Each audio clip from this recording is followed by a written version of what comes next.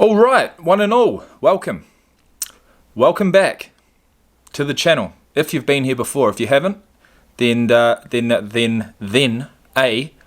big warm welcome to you.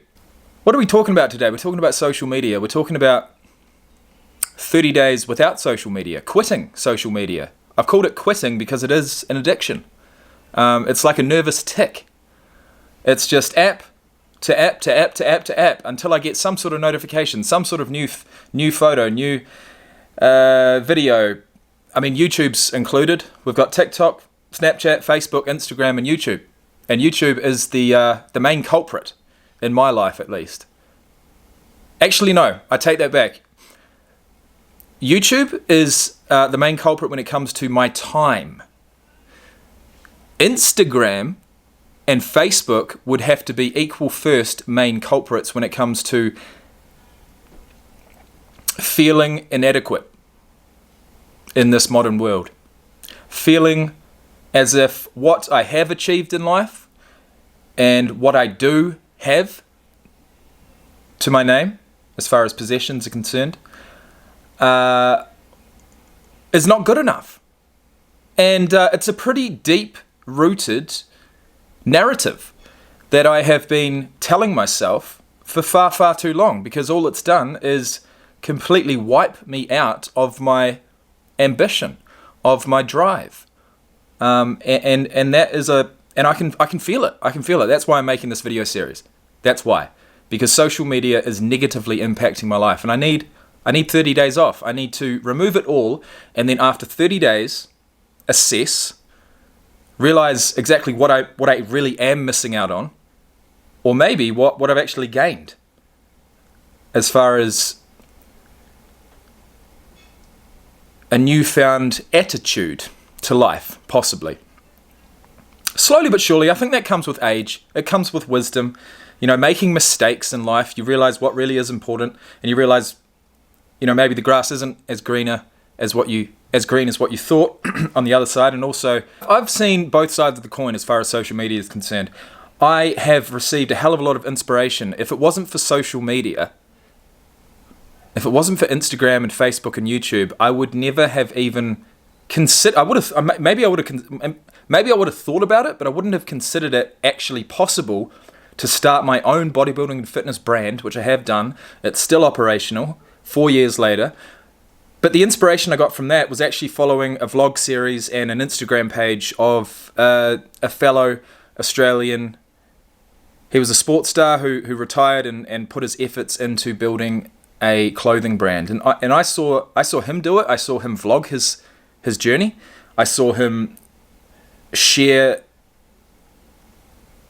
the good, bad, and the ugly about the journey, and I thought, you know what, that's something I want to sink my own teeth into, and I want to vlog it, and I want to bring content to the channel, and I want to try and grow my own brand, and so that's what I did, and I used social media, but it didn't take long for me to realize that what I really thrived on, and what I really enjoyed was the process of building the business prior to actually launching it. Because once it launched, I wasn't an entrepreneur anymore. I was a marketer. I was a salesperson. And that is something I didn't really like. So unless I had the budget to bring on a staff member to take care of the sales side of things, it just wasn't going to work because I wasn't into it and I was a one-man band. And so the brand is still operational, but I mean, we certainly haven't made any profit for a very long time. But that's okay. I'm still proud of myself for even getting it to where it is today. We did make some sales. We made over 100 sales. So I'm not going to say it's a complete failure. It is still in business, and I do still have some plans for the brand, albeit in a different niche than clothing. But we'll get into that in future videos maybe. But look, those are the two sides of social media, isn't it? It's creating or consuming. And consuming is all I'm doing at the moment because all of my creativity has been stolen away because of my own anxiety around what other people are doing, my own regrets around what other people are doing, my own depression, simply because